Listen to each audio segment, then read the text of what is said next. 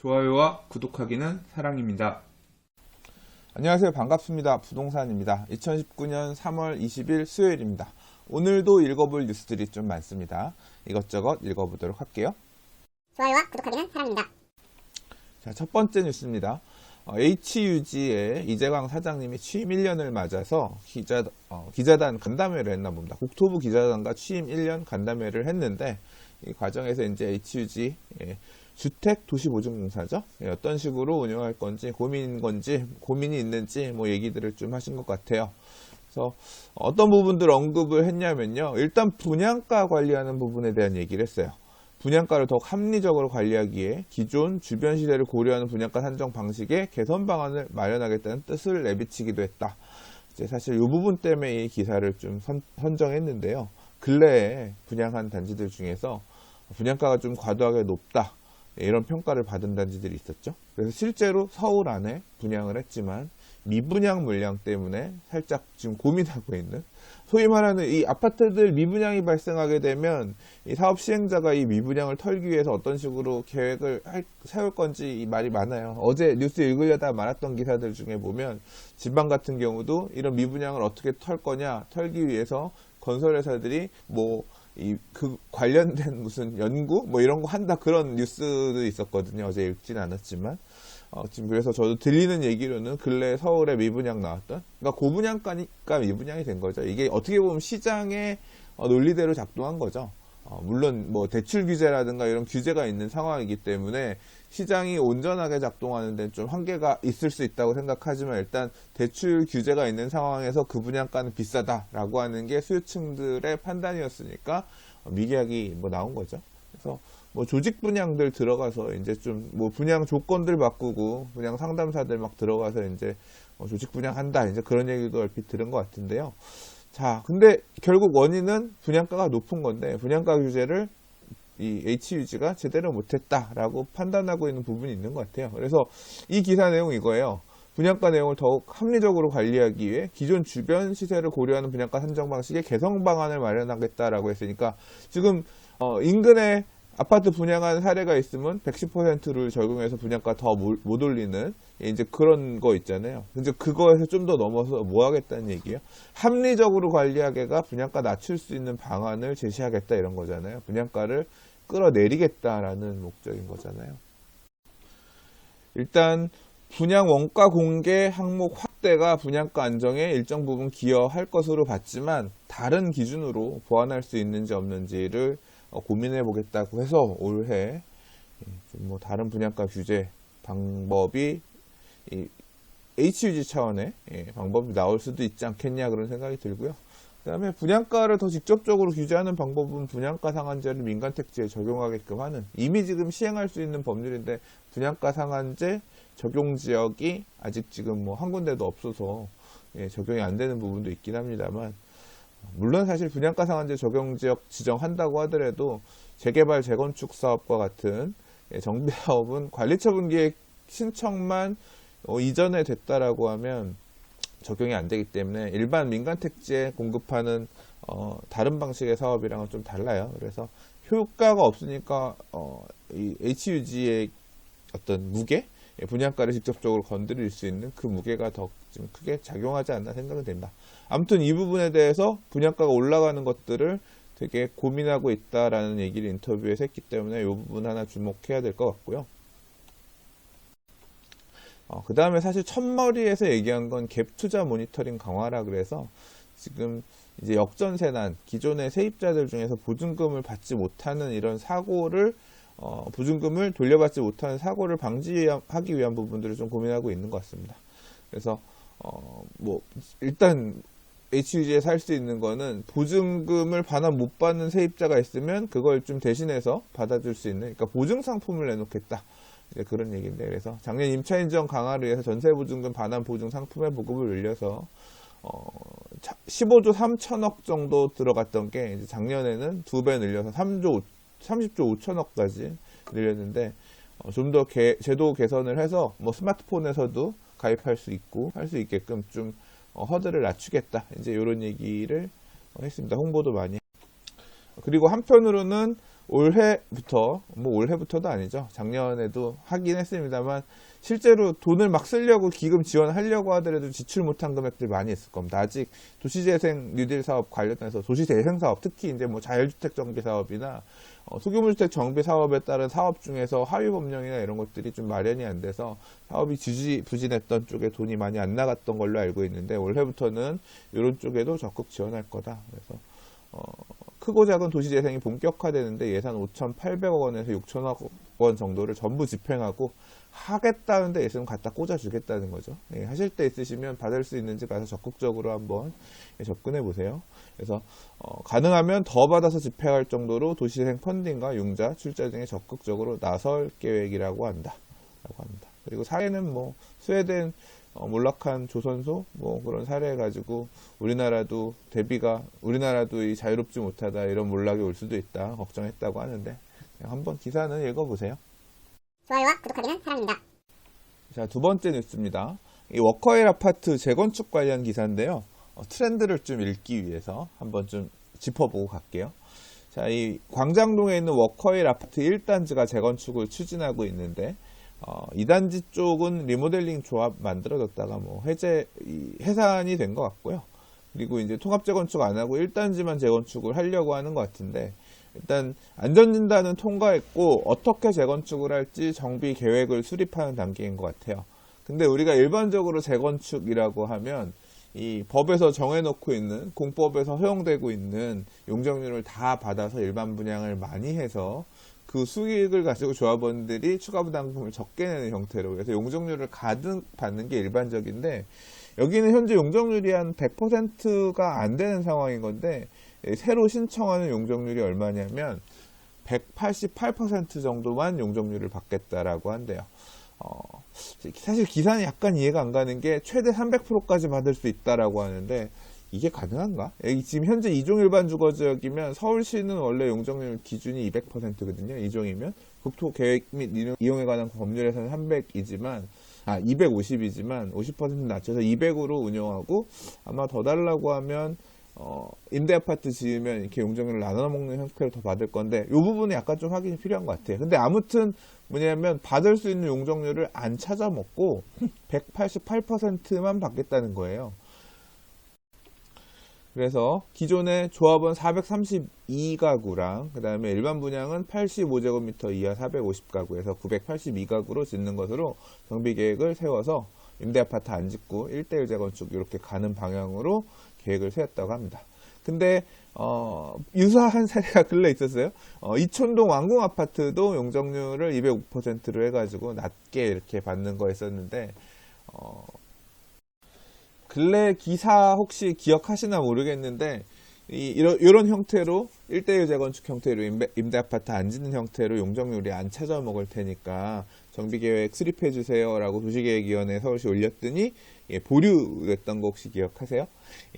지금 서울시가 임대아파트 주택공급 확대해서 임대아파트 져야 되고 하기 때문에 이런 정비계획안은 승인할 수 없다라는 식으로 지금 태클을 걸고 있는 상황이거든요. 자, 제가 이 기사에서도 주목하고 싶은 건 뭐냐면 지금 이 정비계획안을 서울시 도시계획위원회에서 받아들일까라는 점입니다. 그러니까 규제가 있는 상황에서 민간 조합에서는 이런 형태를 어차피 재건축 초과이익 환수제도 많이 내고 해서 뺏길 거 뺏기고 가느니 그냥 어차피 우리 돈 지어서 지어야 될 거라고 하면 임대 이런 거 끼지 말고 용적률도 또 나중에 찾아 먹을 수 있는 게 용적률인 거니까 그냥 용적률 좀 적게 올려서 가자. 이런 형식으로 지금 민간은 시장의 변화에, 규제의 변화에 대응하고 있습니다. 정부의 정책에 대해서 이런 식으로 대응하려고 하는데 결국 정비계획은 서울시 도시계획위원회를 통과해야지 나는 거 구역지정 받을 수 있는 거니까.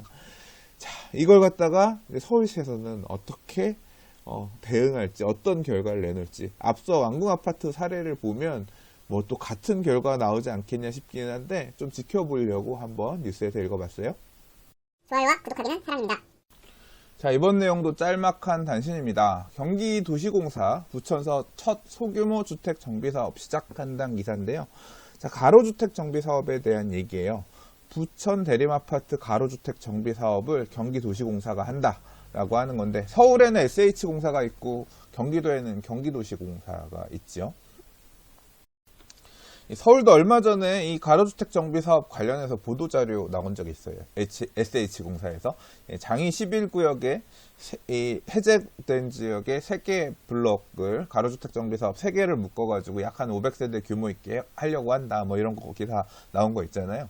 그러니까 이 소규모 주택 정비 사업이 자율주택 정비 사업, 가로주택 정비 사업, 소규모 재건축 사업 3가지가 있는데, 이제 좀 이 재건축은 알아서들 보통 하지만 가로주택 정비 사업은 아직 사례가 많지 않아서 좀 뭔가 이 모델, 성공한 모델을 갖다 놓고서 이제 좀 확장을 시키려고 굉장히 노력하고 있는데, 그래서 이제 이 경기도시공사나 SH공사 같은 공사에서 좀 모델을 만들려고 굉장히 노력하고 있는 것 같습니다.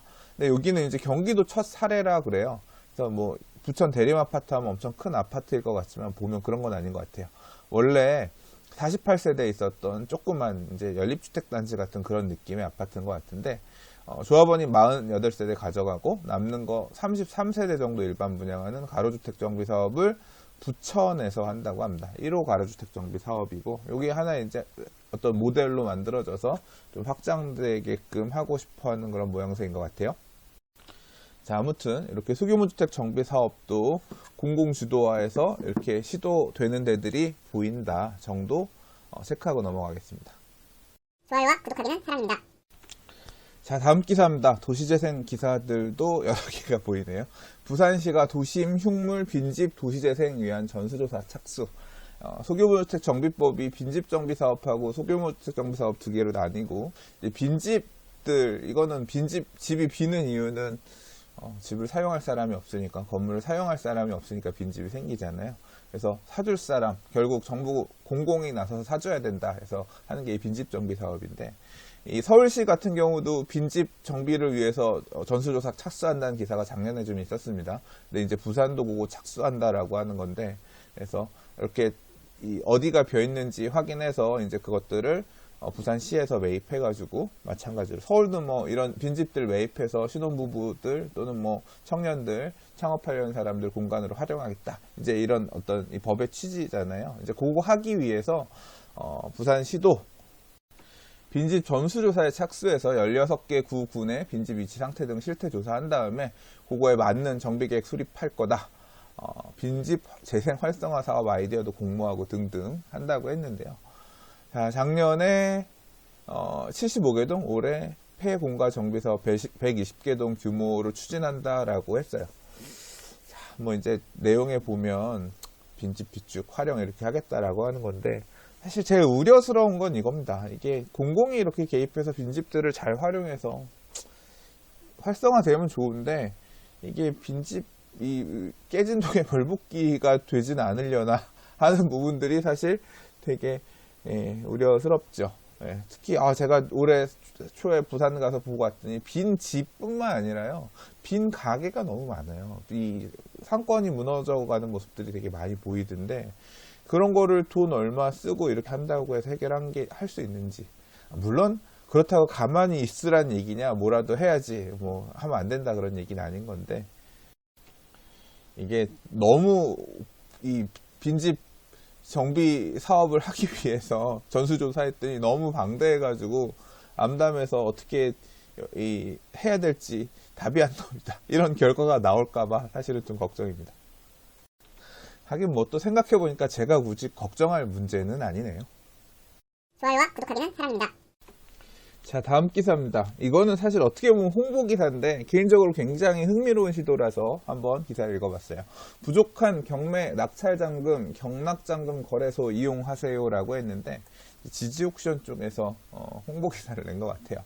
경매 낙찰 후에도 잔금을 마련하지 못한 사람들을 위해서 지지옥션이 경락잔금 거래소를 열었다라고 하는 건데, 사실 지금 대출을 막힌 게 굉장히 문제잖아요. 돈을 갖다 끌어쓰려고 하더라도 금융규제가 워낙 세다 보니까 자금 마련이 되게 어려운 경우들이 많잖아요. 근데 이게 이 경매라고 하는 거는 어떻게 보면 이 가격이라고 하는 게 보통은 시세보다 낮게, 그러니까 담보가치 측면에서 볼 때 돈 떼일 일이 상대적으로 적은, 그러니까 매각받은 그 금액을 기준으로 해서 대출 금액을 LTV 산정을 하면 아무래도 이 돈 빌려주는 채권자들이 돈 보호가 잘 될 거 아니에요. 그러니까 요거 기반으로 어떤 움직임이 만들어진 거냐면 낙찰자가 경락잔금을 대출 받으려고 은행을 직접 찾아다니거나 법원에 나온 영업사원에게 상담을 받아 진행해야 되는데 그렇게 할 필요 없이 자신이 낙찰자임을 증명할 수 있는 서류랑 함께 희망 조건을 기재하면 대출 신청이 완료가 되고 그 조건을 보고 이 사람이 낙찰을 받았구나 라고 생각하고 다른 사람들, 그러니까 P2P 업체, 금융기관, 개인 자산가 등이 이 사람한테 내가 돈을 빌려줘야겠구나, 일종의 역경매 같은 형태로 해서 대출을 중개해주는 어떤 그런 시스템을 만들고자 하는 거예요. 자, 그래서 설명이 보면 낙찰자는 금융기관을 방문하지 않고도 대출 신청을 할 수 있어서 편리하고 금융기관은 별도로 영업하지 않아도 대출이 필요한 진정한 낙찰자를 만날 수 있어서 유용하고, 그 다음에 금융기관뿐만 아니라 P2P 업체나 대부업체, 개인 자산가도 돈을 빌려주겠다, 나가서 근저당 걸면 되니까요. 이렇게 가는 시스템이 있기 때문에 시장에 규제가 생기니까 기존의 1금융권 또는 2금융권, 3금융권도 있겠지만 이런 쪽이 독식하고 있던 시장을 갖다가 이렇게 외부 민간에 열어가지고 시장을 파괴하는 이런 형태의 움직임이 서서히 시작되고 있다. 어디부터? 일단 가장 좀 신뢰할 수 있을 만한 매각에 대한 매수에 대한 부분들이 확실히 드러나는, 그리고 감정가격이라고 하는 담보가치가 드러나는 경매시장에서부터 움직이고 있다는 게 굉장히 흥미로운 변화라서 한번 소개해봤어요. 좋아요와 구독하기는 사랑입니다. 자, 오늘은 기사를 굉장히 짧게 많이 읽죠. 이렇게도 한번 해보겠습니다. 자, 이 서울시에서 엊그저께 고시원 주거 기준 발표하면서 앞으로 이제 고시원 같은 거 지으려면 창문을 무조건 열어야 되고, 그다음 최소 면적 같은 거 기준을 갖다 높여서 고시원 기준을 좀 이 주거 품질을 높이겠다, 이제 그런 움직임이 있었단 말이에요. 근데 이제 그런 내용이 나오고 나니까 이제 여러 의견들이 나오고 있습니다. 왜냐하면 무슨 얘기냐면 창문 만들고 하려고 하면 이제 기존에 있던 데들은 그렇게 가더라도 앞으로 이제 공급되는 고시원이나 이런 곳들 같은 경우는 그 허들에 맞춰서 급을 높이려고 하면 결국 그렇잖아요. 좋은 집은 비싸니까 못 들어가는 거지. 그렇죠. 기사 내용 좀 읽어보면요. 고시촌에서 12년간 거주했던 김모 씨는 인터뷰를 진행하면서 서울시의 이번 조치가 좋은 의도지만 나쁜 방식이라고 표현했다고 하는데, 이 고시원 사업 및 이 고시원에 거주하는 사람의 특성을 전혀 이해하지 못했다. 만약에 이렇게 한다라고 하면 고시원 사업자로서는 수익률이 떨어지는 결과가 나오게 되기 때문에 고시원을 짓겠다는 사람이 더 줄어들 거고, 결국 객실 수가 줄어들게 되면 수익률을 높이기 위해, 수익률을 맞추기 위해서 이 고시원 임대료 가격을 높일 수밖에 없겠다. 입실료가 늘어나게 되면 결국 고시원비 내기 빠듯한 저소득층은 고시원에서부터 더 비교 열의의 주택들 이런 걸로 갈 수밖에 없지 않겠냐. 시장적인 측면에서 보면 이런 안 좋은 결과로 나타날 수 있을 부분을 우려하신 것 같아요.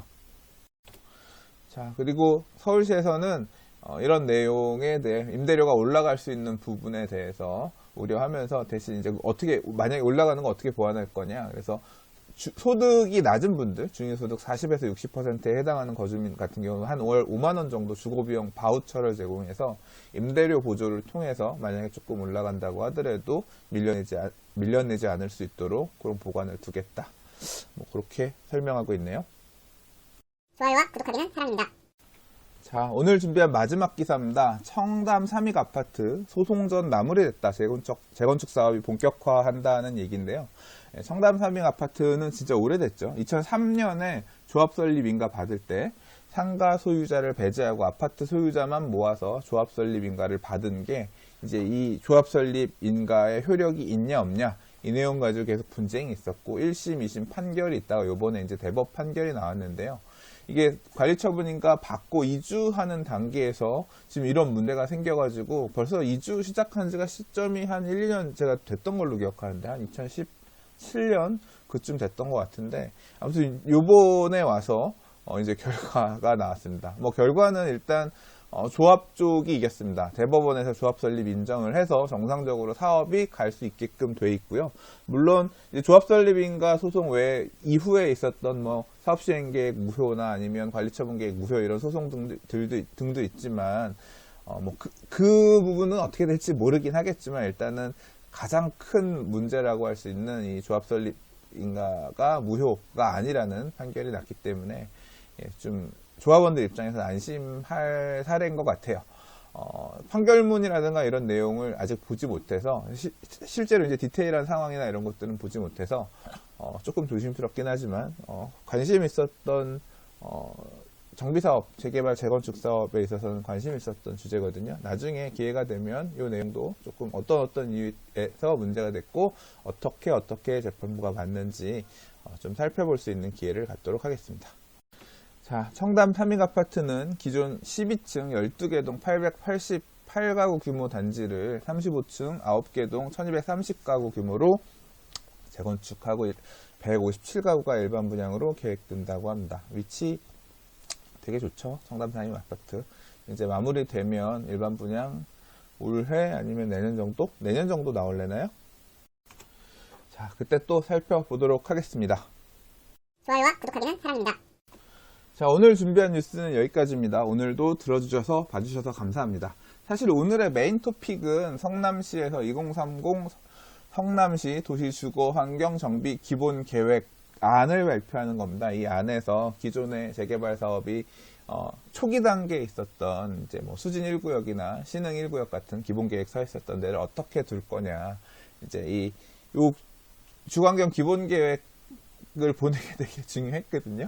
그래서 그 내용을 살펴보는 거였는데 사실 그래서 오늘 나옵니다. 에서 나오면 얘기를 하려고 그랬는데 제가 아까까지 확인했을 때 공람안이 아직 성남시청 홈페이지나 이런 쪽에 공개가 안 돼서 나중에 구하면 그건 따로 한번 별도의 코너로 얘기를 좀 해보도록 하겠습니다. 자, 오늘도 봐주셔서 들어주셔서 감사합니다. 예, 좋아요, 구독하기 꼭꼭 눌러주시고 알림 설정도 부탁드리겠습니다. 감사합니다. 부동산입니다. 부동산의 재개발 강의 2019년 리뉴얼 버전이 나왔습니다. 재당첨 제한, 분양 자격 제한, 재개발 조합원 지양도 금지 규정 등 재개발 투자에 있어서 위험성이 굉장히 높아지는 시기입니다. 특히 재개발 재추진구역, 일몰제 등 재개발 투자를 고민할 때 주의하셔야 될 부분들을 중심으로 2019년 강좌를 다시 정리해 보았습니다. 감사합니다.